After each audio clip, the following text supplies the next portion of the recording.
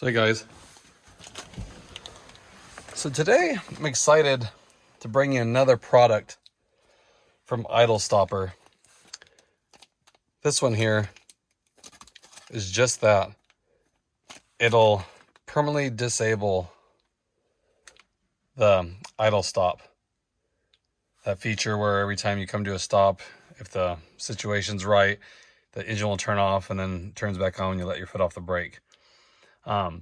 It does have a button here, so you can push this every time, but there's no way to set the car so it's off all the time. Every time you restart the car, it'll engage again, no matter what. Even if you go in the settings here and change it, like the individual mode, you can't save any of that. When it restarts, it goes back to being engaged. So this device here, it's all plug and play. There's no splicing, so you can easily take it off.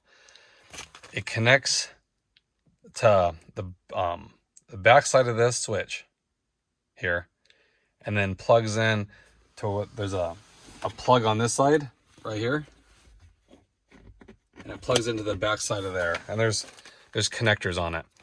I have the video that this company made. It's a really good video, high quality, did a really good job.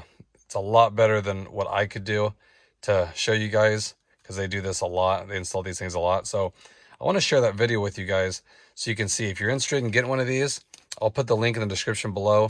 But it's really nice. So you plug this in. Once you get it hooked up, then every time you start your car, the idle stop is automatically disabled. And then say you're in a lot of traffic and you want to use it again, then you simply just push this button and it's still functional. But then when you turn the car off, turn it back on, it's disabled again. So if you don't want to keep remembering to push this button, install one of these things and it's always off. So here's the video, guys. I think it's very helpful. Like I said, I've installed this on my other cars. Works really good. It really does. Just makes one less step you have to remember. So hope you enjoy. All right, today we're going to go over the idle stopper installation video for a 22 and up Acura MDX. So we need to get this shift module out of the way, and we need to get the AC control unit out of the way. We need to get to the back of the idle stop off switch.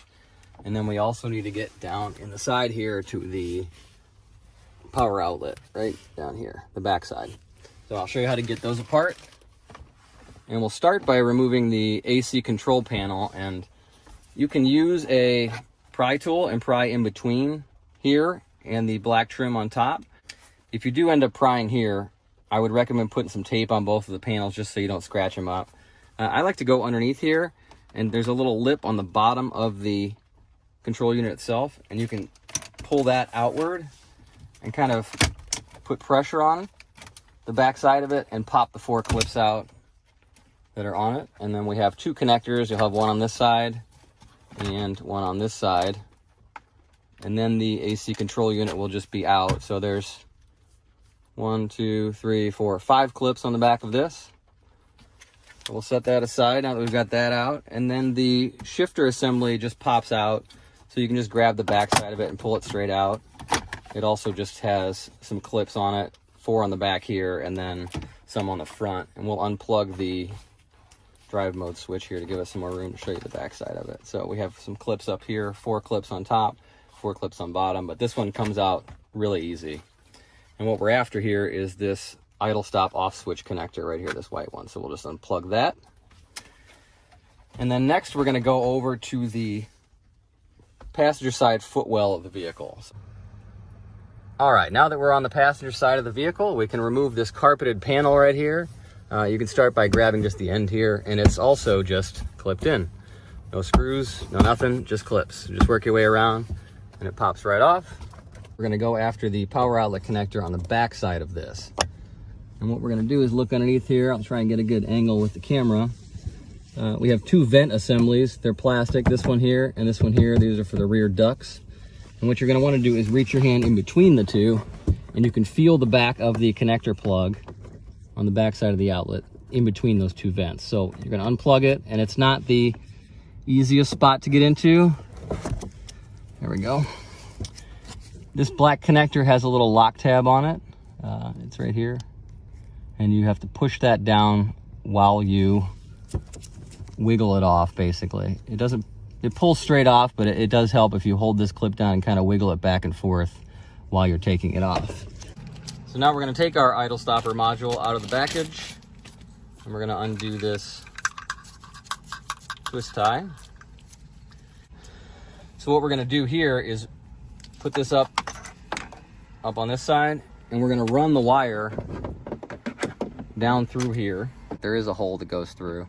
The suggestion to make it easier is to remove some of these other panels if you can't get in there. If you can get in there without removing this next panel, great. It can be done. It's just kind of harder to fish it through. So what I'm going to do is take these screws out on this panel here.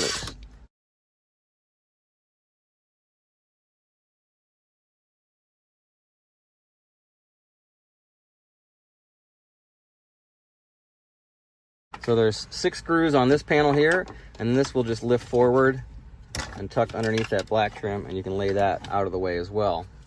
So now we're going to get down in here, and on the passenger side, you can see when I shine my flashlight through here, there's a hole on the side that you can run the wire down through. Let me see if I can get my flashlight positioned correctly so we can pick this up. All right. So down on this side over here, there's a hole right here that you can run the wiring down to the power outlet.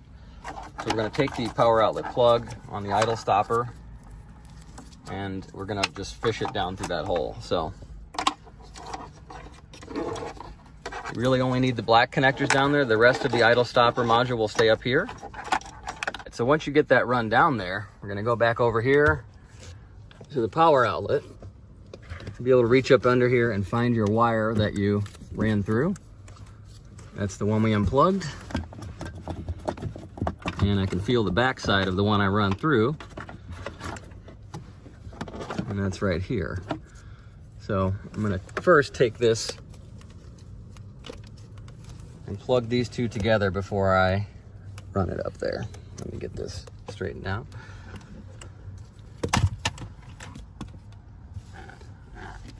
All right, so we're gonna take the end here with the 2 terminals, and we're gonna take the end here, and we're gonna plug this into the connector that we unplugged from the power outlet itself.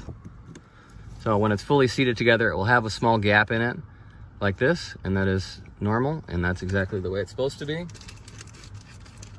And what you'll do there is take the small strip of foam, or you can use electrical tape if you want to, and just cover the gap in those 2 connectors. That way those terminals don't make contact with anything.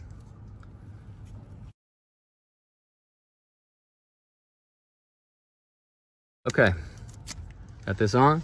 This is gonna wrap around the gap. Like I said, just cover the terminals up. It'll help secure the connector too. And then this guy here, we're gonna put back up through the hole, and we're gonna plug it into the back of the power outlet switch. Once again, it's not the best ideal situation getting a camera in there to show you, but you can definitely feel the connector on the back side of there. And you'll know when you get it on. All right, so now that we've got the power outlet side hooked up, we can come back and put this carpeted panel back on. And that's just gonna clip back in here.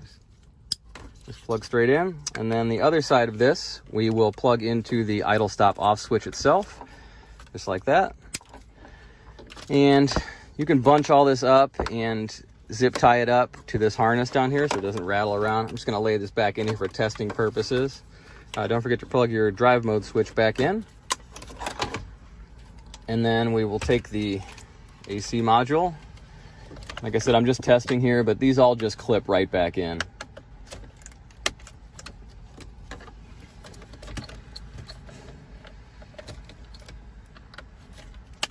All right, so I'm just gonna set these up here for now.